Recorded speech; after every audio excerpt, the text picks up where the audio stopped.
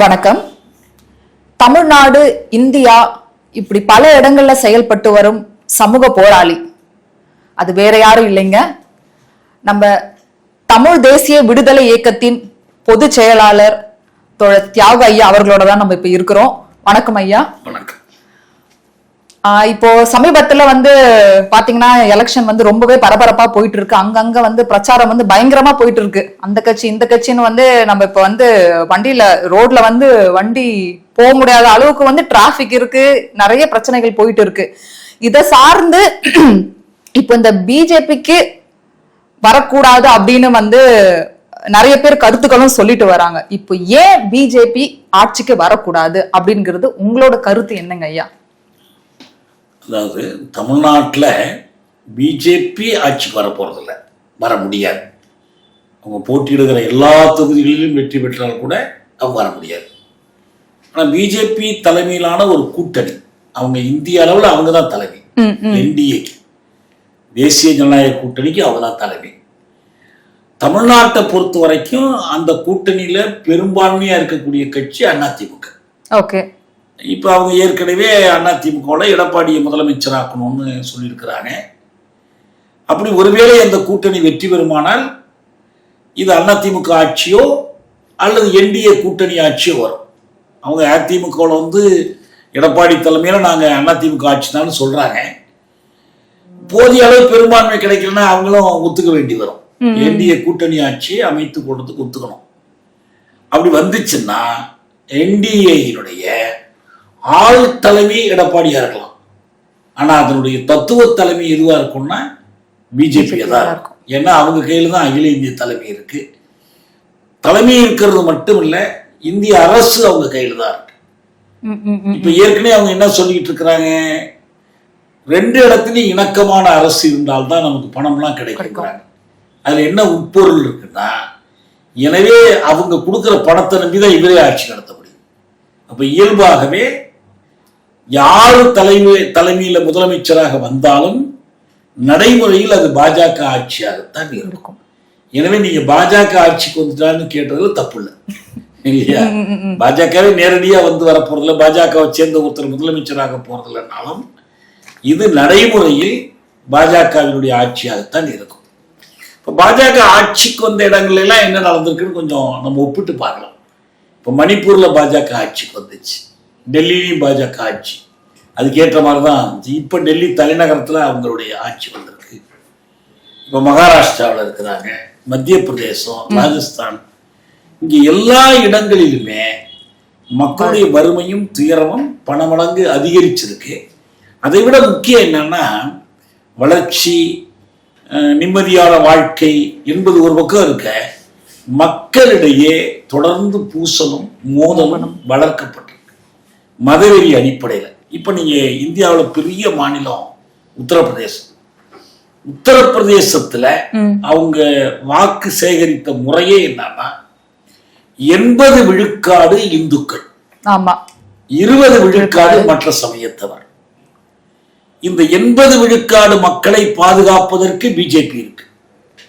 ஆனால் மற்ற கட்சிகள், அது முஸ்லீம் தலைமை இருந்தாலும் இல்லைனாலும், அது சமாஜ்வாதி கட்சியா இருக்கலாம், வேறு எந்த கட்சியாகவும் இருக்கலாம், ஆனால் காங்கிரஸா இருக்கலாம், எந்த கட்சியா இருக்கலாம், அவங்க எல்லோரும் என்ன சொல்றாங்க, முஸ்லீம்களை பாதுகாக்க வேண்டும்னு சொல்றாங்க.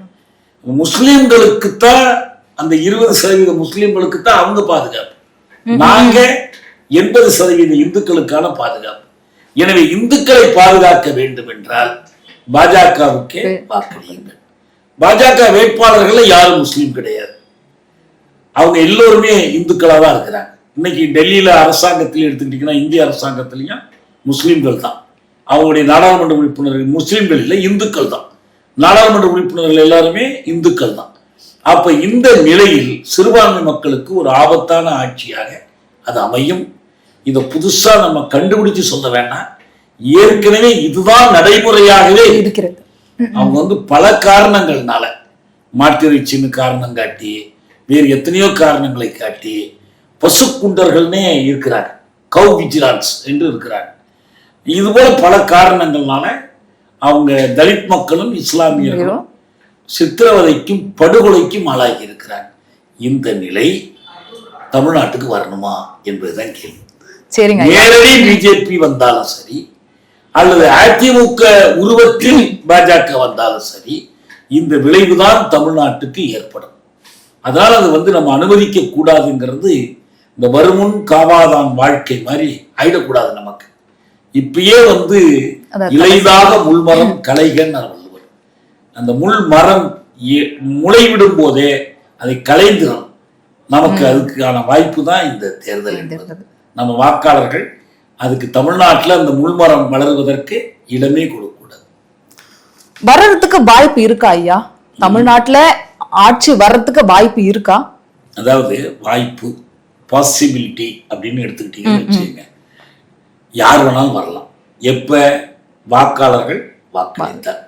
நீங்களும் நானும் தூங்கிட்டோம், வாக்காளர்களை உறக்கத்திலிருந்து எழுப்ப தவறிட்டோம், எதையாவது பொய் பிரச்சாரங்கள் செய்து வாக்காளருடைய வாக்கை அவங்க கவர்ந்துட்டாங்க, அல்ல தேர்தலில் மோசடி செய்கிறாங்க என்றெல்லாம் நடக்குமானால் அப்படி வர முடியும்.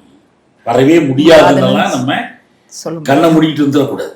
வர்றதுக்கான வாய்ப்பு இருக்கலாம். அந்த வாய்ப்பை தவிர்க்க தான் நம்ம பேசுறோம், அதுக்கு தான் நம்ம பாடுபடுறோம். நம்ம உழைக்க தவறினால் அந்த விளைவு ஏற்படலாம், விடக்கூடாது நம்ம, அவ்வளவுதான்.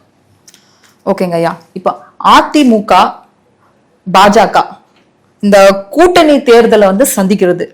இப்போ ஒருவேளை அதிமுக எதிர்காலத்துல இருக்குமா இருக்காதா? ஏற்கனவே இருக்கிற மாதிரியும் எதிர்காலத்துல இருக்குமா இருக்காதான்னு உங்களுக்கு சந்தேகம் வருது. அது ஏற்கனவே இல்லை, அது காணா போயிடுச்சு. எப்ப காணா போச்சு? அந்த அம்மா ஜெயலலிதா இவங்கெல்லாம் புரட்சி தலைவி அம்மா அம்மான்னு போட்டுறாங்களே, அவங்க கடைசியா கொடுத்த வாக்குமூலம் என்ன? இனி ஒரு காலத்திலும் பாரதிய ஜனதாவோடு நான் தொடர்பு வைத்துக் கொள்ள மாட்டேன், உறவு வைத்துக் கொள்ள மாட்டேன். குறிப்பா மோடியை சொல்லியே என்ன சொன்னாங்க? இந்த லேடியா அந்த மோடியா பார்த்து. இதெல்லாம் பதிவா வாக்குமூலங்களா இருக்குல்ல, அவங்க குரல்ல அவங்க முகத்தோற்றத்தோடு வந்திருக்கு. நாங்கள் சேரவே மாட்டோம்னு. இவர் ஏன் அதை மீறினாரு? மீற வேண்டிய கட்டாயம் என்ன? இவரே ரொம்ப ஆசைப்பட்டு மீறிட்டாருன்னு இல்லை. ஏன்? நாடாளுமன்ற தேர்தல் வந்த நேரத்தில் அதுக்கு முன்னதா அசம்பிளி எலெக்ஷன் வந்த போது கூட்டு சேர்ந்தார். கூட்டு சேர்ந்து ராயபுரத்தில் ஜெயக்குமார் என்ன சொன்னாரு? இந்த கூட்டணியால் நான் தோற்றேன்னார். இப்ப கூட்டணியால் ஜெயிக்கணும்ல, கூட்டணியால் தான் தோற்றேன். ஏன்னா இந்த கூட்டணியில சேர்ந்ததுனால எனக்கு எப்பயும் ஓட்டு போடக்கூடிய சிறுபான்மை மக்கள் ஓட்டு போட தவறிட்டாங்க, அதனால நான் தோத்து போனேன். எனவே அந்த பிரிஞ்சு நின்றதுதான் சரின்னு எல்லோரும் பாதிட்டார். அது மட்டுமல்ல, நாடாளுமன்ற தேர்தல் அவங்க அப்ப சேர்ந்து நின்றதால தோத்தாங்க. திரும்ப நாடாளுமன்ற தேர்தல் 21ல கூட்டணி, 24ல பிரிஞ்சு நிற்கிறாங்க. பிரிஞ்சு நிற்கும் போது இவங்களோட ஒரு இஸ்லாமிய அமைப்பு எஸ்டிபிஐ கூட்டணி சேரும். இப்ப நாங்க என்ன பண்ணோம்? அந்த நேரத்துல எந்த ஒரு அமைப்பும் அந்த கூட்டணிக்கு போய்விடாமல் தடுக்கணும், பாஜகவை தோற்கடிக்கணும்னா திமுக தலைமையிலான இந்தியா கூட்டணிக்கு தான் நீங்க ஆதரவு கொடுக்கணும்னு சொல்லி ஒவ்வொரு அமைப்பையா போய் அணுகணும். இப்ப அப்படி நம்ம தமிமுன் அன்சாரியினுடைய ஜனநாயக கட்சி இருக்கு பாருங்க, மக்கள் ஜனநாயக கட்சி, அவங்களையெல்லாம் நாங்கள் அணுகணும். மனிதநேய ஜனநாயக கட்சி அவங்கெல்லாம் ஏற்றுக்கொண்டுதான் எந்த தங்களுக்கு சீட்டே கொடுக்கல டிஎம்கேன்னா கூட அவங்க ஆதரவு கொடுத்தாங்க. எஸ்டிபிஐக்கு நாங்கள் போய் அணுகணும். அவங்க என்ன சொன்னாங்க? ஐயோ தோழர், தாமதமா வந்துட்டீங்களே, நாங்கள் ஏற்கனவே அதிமுக உத்தரவாதம் கொடுத்துட்டோம், ஏங்க இப்படி கொடுக்குறீங்க, நாளைக்கு அவர் மாறினா? அதெல்லாம் மாற மாட்டார், எங்களுக்கு உறுதியா சொல்லியிருக்காரு, இனிமேல் நாங்கள் பாஜகவோட சேரவே மாட்டோம்னு சொல்லியிருக்கிறாரு என்று இவங்கெல்லாம் பெருமையா மேடையெல்லாம் பேசினாங்க. எஸ்டிபிஐ ஒரு மாநாடு நடத்தினாங்க. அந்த மாநாட்டில் போய் எடப்பாடி பேசினார். இந்த தேர்தல்ல கூட்டு இல்லை, இது பார்லிமெண்ட் தேர்தல்ல.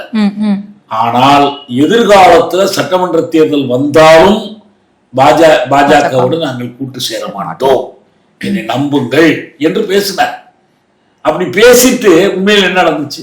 அப்ப அவர் ஆசைப்பட்டு சேரல, டெல்லிக்கு கூப்பிட்டு கோப்புகளை எல்லாம் எடுத்து போட்டு அமித்ஷா அவரை சேர்த்தார். சங்கடத்தோடு தான் அதுக்கப்புறம் இங்க சென்னைக்கு வந்தாங்க பிரஸ் மீட் நடத்துறதுக்கு. இவரை கூப்பிட்டு அனுப்புனாங்க, வராமலே இருந்தார். அப்ப என்ன அர்த்தம்? இவர் வேறு காரணங்களுக்காக இவரை மிரட்டி அச்சுறுத்தி கூட்டணியில சேர்த்துட்டாங்க. சேர்த்த அன்னைக்கு என்ன ஆயிடுச்சு? அதிமுக காணாம போயிடுச்சு. அதனால இப்ப இருக்கிற என்ன கேக்குறீங்க, அதிமுக என்ன ஆகும் தேர்தலுக்கு பிறகு இருந்தாங்க, இப்பயே இல்ல. அதிமுகன்னு பேர் இருக்கு, அவங்க தலைமை அலுவலகம்லாம் வச்சிருக்கிறாங்க. உட்கட்சி தகராறுனா கூட எங்க போறாங்க, டெல்லிக்கு தான் போறாங்க. ஏதாவது ஒரு கேள்வி கேட்டா பதில் சொல்றதுக்கு மேல கேட்டு சொல்ற அளவுல தான் இருக்கிறாங்க. அதனால அதிமுக இன்னைக்கு இல்ல, பாஜகவோட ஒரு கிளையாகத்தான் அது மாறி இருக்கு. இப்போ இளைஞர்கள் வந்து வேலையில்லா திண்டாட்டம் இது ரொம்ப அதிகமாவே இருக்குதுங்க ஐயா. ஆமா, இது வந்து இத நீங்க எப்படி பாக்குறீங்க? இந்த வேலையில்லா திண்டாட்டம் இன்னுமே நாளுக்கு நாள் அதிகமாகுமா, இல்ல இளைஞருக்கு வாய்ப்பு கிடைக்குமா? இளைஞனோட நிலை என்ன எதிர்காலத்துல? வேலையில்லா திண்டாட்டம் நிலவுவதற்கு அடிப்படையான காரணம் என்னன்னா, இந்திய அரசினுடைய பொருளியல் கொள்கைகள் தான், அதனுடைய தொழிலியல் கொள்கைகள் தான். இந்த பொருளியல் தொழிலியல் கொள்கைகளை இறுதியாக தீர்மானிக்கிற அதிகாரம் தில்லி அரசுக்கு தான் இருக்கு. இதுல ஓரளவுக்கு வேலை இல்லாதவர்களுக்கு உதவி செய்யறது, சிறு அளவுல வேலை வாய்ப்புகளை தோற்றுவிப்பது, இதையெல்லாம் ஒரு மாநில அரசு செய்யலாம். ஆனா அடிப்படையில் இந்த சிக்கலை தீர்க்கிற அதிகாரம் அனைத்தும் டெல்லி கையில இருக்கு. அப்ப இந்திய அரசு வேலையில்லா திண்டாட்டம் குறித்து என்ன கொள்கை வச்சிருக்கு? நமக்கு 2014 மோடிக்கு எப்படி ஆதரவு கிடைச்சிச்சு? அவர் என்ன சொன்னாரு? ஐயோ, இவ்வளவு பேர் வேலை இல்லாம இருக்கீங்களே, உங்களுக்கு உடனடியா வேலையை கொடுக்கணும். அவர் எழுப்பின பிரச்சனைகள், ஒண்ணு வேலையில்லா திண்டாட்டம், 2 ஊழல், கருப்பு பணம். இதுல முதன்மையா அவர் எடுத்தது வேலையில்லா திண்டாட்டம் தான். அவங்க வெற்றிக்கு அதுதான் வழிவகுத்துச்சு. அவர் என்ன சொன்னார்னா, நான் ஆட்சிக்கு வந்துட்டா ஆண்டுக்கு 2 கோடி பேருக்கு வேலை வாய்ப்பு கொடுப்பேன். நடந்ததா? 1 கோடினா அப்புறம் 2 கோடினா. சரி, இப்ப 2014 இருந்து இப்ப 2026 கடையில ஆண்டுக்கு 2 கோடி பேருக்கு வேலை கொடுத்திருந்தா என்ன நடந்திருக்கும்? எல்லாரும் வேலைக்கு போயிருப்பாங்க. யாருக்கும் கொடுக்கல, ஏற்கனவே இருக்கிற வேலைகள் பறிபோனுச்சு. ஜிஎஸ்டி வரியினாலையும் அரசினுடைய ஏற்றுமதி கொள்கையினாலையும் எம்எஸ்எம்இன்னு சொல்லப்படுகிற அந்த micro small and medium industries இருக்கு பாருங்க, இது நிறைய மூடப்பட்டுச்சு. ஏன்னா இதுதான் அதிகம் பேருக்கு வேலை வாய்ப்பு கொடுக்கக்கூடிய துறை. நீங்க வேறு துறைகள், பெரிய அளவில் நடக்கிற துறைகள்லாம் பெரிய முதலீடு பண்ணி சிறிய வேலை வாய்ப்பு தான் கொடுக்கும். ஆனா சிறிய முதலீட்டில் பெரிய வேலை வாய்ப்பு கொடுக்கிற துறைகள் இந்த துறைகள் தான். இந்த துறைகள் நிறைய மூடப்பட்டுடுச்சு. அப்ப என்ன அர்த்தம்? இவர்கள் புதிய வேலைகளை தோற்றுவிக்கவில்லை என்பது மட்டுமல்ல, ஏற்கனவே இருக்கிற வேலைகளையும் கெடுத்து விட்டார்கள். இதான் உண்மை. இப்ப இதற்கு இவங்க எப்படி மாற்று காண போறாங்க, வேலைவாய்ப்பு நிலத்தை எப்படி போக்க போறாங்க? இப்ப எல்லாம் அது பேசுறதே விட்டாங்க. என்ன சொன்னாங்கன்னா, இதுக்கு பிறகு நம்ம அந்த புள்ளி துறை ஒண்ணு இருக்கு, ஸ்டாட்டிஸ்டிக்கல் பியூரோ ஆஃப் இந்தியான்னு ஒண்ணு இருக்கு. அது வந்து ஆண்டுதோறும் இந்த வருஷம் எவ்வளவு பேர் வேலை வாய்ப்பு இல்லாம இருக்கிறாங்க என்று கணக்கெடுப்பாங்க. இந்திய அரசு செய்த சாமர்த்தியமான வேலை என்னன்னா, அந்த பீரோ அறிக்கை விடுறதையே நிறுத்திட்டாங்க 2 வருஷத்துக்கு.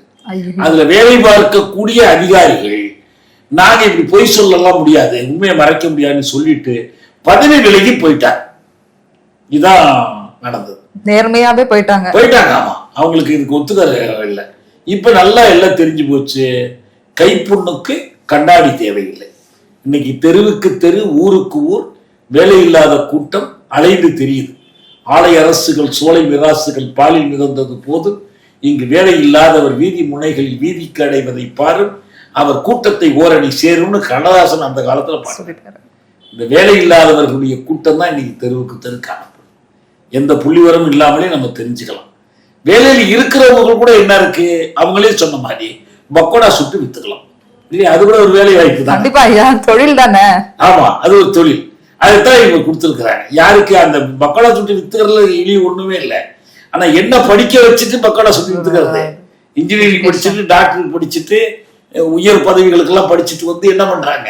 இந்த வேலையை தான் சாதாரண தொழில் வச்சு நடத்திட்டு. அதனால இந்த வேலையில்லா திண்டாட்டத்துக்கு பாஜக அரசு தான் முழுக்க காரணம்.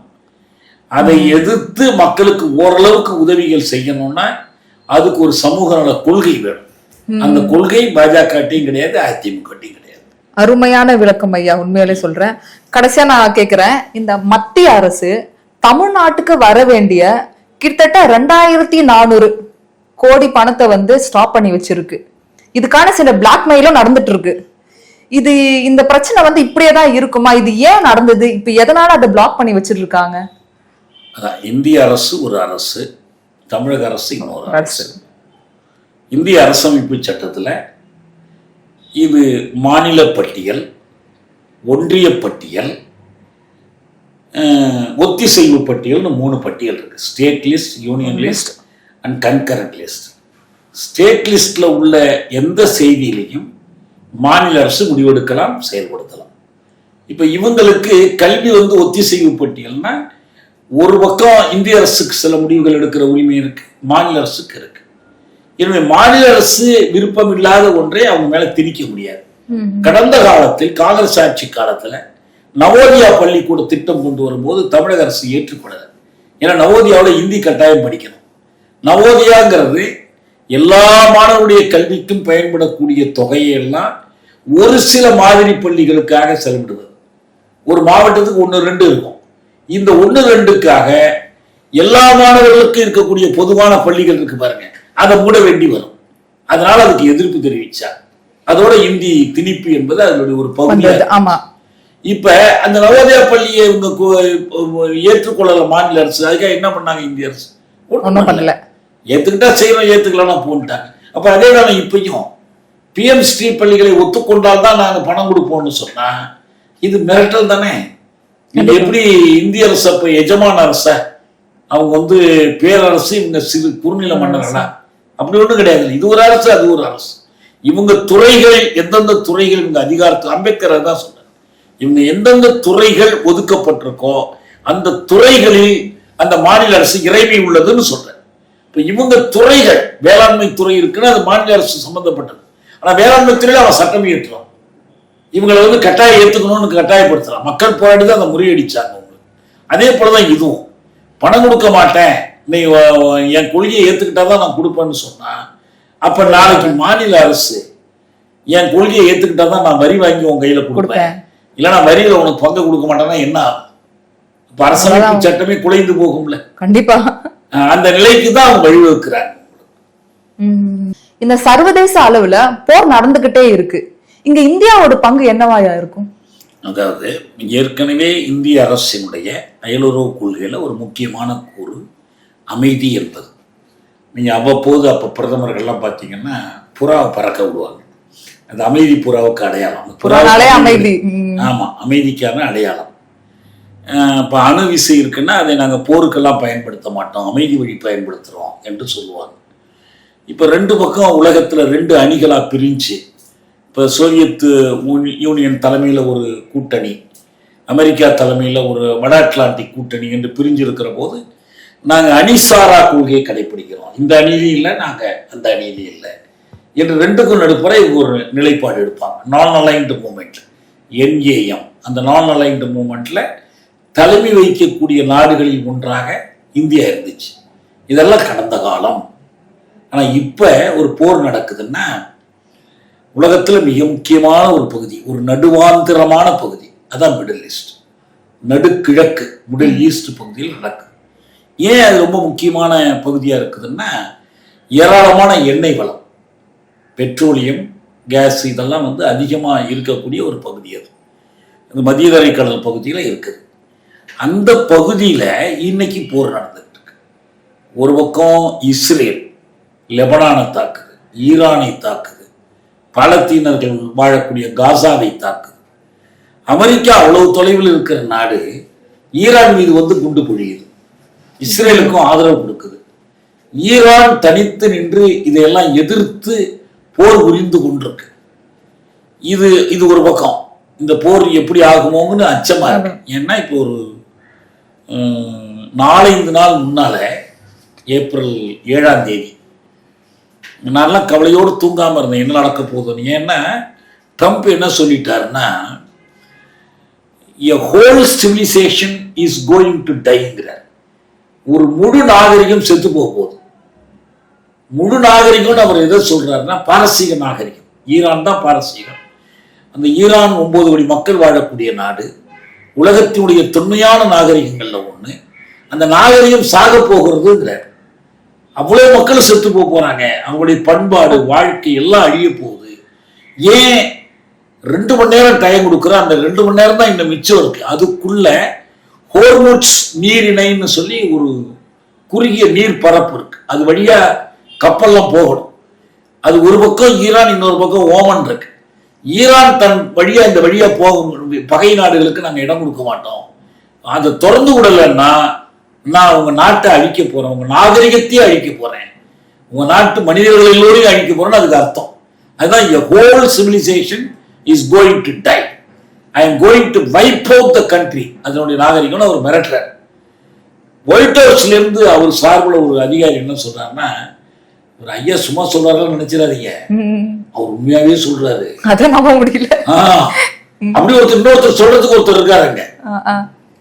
அதுக்கு இடையில என்ன பண்றாங்க, பாகிஸ்தான், எகிப்து, வேறு சில நாடுகள் வந்து நாங்க சமரசம் பண்றோம் என்று சொல்லி இவங்க சில நிபந்தனைகள் போடுறாங்க.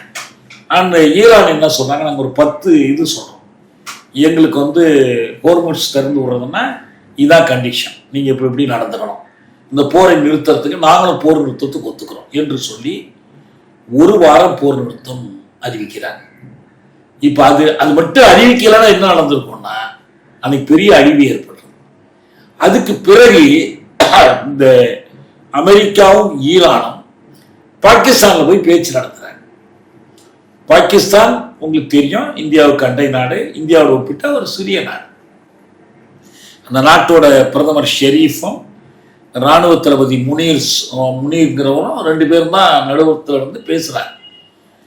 பேசும்போது இவ்வளவு பெரிய பிரச்சனை 40 நாட்களாக தொடர்ந்து நடந்திருக்கிற போர் அடியோடு அழிச்சிட போறேங்கிறாங்க. அந்த வழியா கேஸ் பெட்ரோல்லாம் வராதனால உலகம் பூரா தட்டுப்பாடு ஏற்பட்டிருக்கு. நம்ம வீட்டுக்கு தட்டுப்பாடு வந்திருக்கு, நமக்கு கேஸ் சிலிண்டர் வர மாட்டேங்குது. இவ்வளவு நெருக்கடிக்கு இடையில பெட்ரோல் பங்க்ல பூரா வரிசை நிக்குது.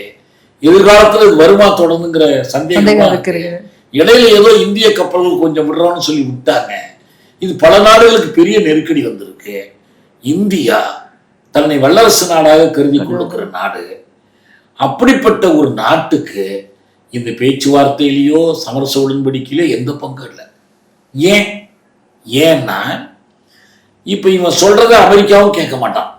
அவன் நீ வந்து என்ன கேட்காம ரஷ்யா கிட்ட என்ன வாங்கினீங்கள, அதனால நாட்டுக்கு அதிக வரி போடுறேன்ட்டு இவங்களுக்கு 50% வரி தீர்வை போட்டுட்டான். அதுக்கு பிறகு நான் அனுமதி கொடுக்குறேன், நீ 1 மாசத்துக்கு வாங்கிக்கிற ரஷ்யால இருந்து, அதுக்கும் எந்த எதிர்ப்புமே இல்லை. இன்னொரு பக்கம் ஈரான் மேல தாக்குதல் நடத்துறாங்க. திடீர்னு ஒரு நாள் மார்ச் 28ஆம் தேதி ஆயிடல, பிப்ரவரி 28ஆம் தேதி அமெரிக்க இஸ்ரேல் கூட்டுப்படைகள் போய் தாக்கி தெஹ்ரான் தலைநகரத்தின் மீது குண்டு போட்டு ஒரு பள்ளிக்கூடத்தில் படித்துக் கொண்டு 170 சிறுமிகள் கொல்லப்பட்டாங்க. அவங்களுடைய டாம் ஹாக்ங்கிற ஒரு ஏவுகணை தாக்குதல். அது வேற யார்த்தையும் இல்லை, இன்னொரு நாடு வந்தாலும் போட முடியாது, அவங்ககிட்ட தான் இருக்கு, அமெரிக்கா தான் இருக்கு.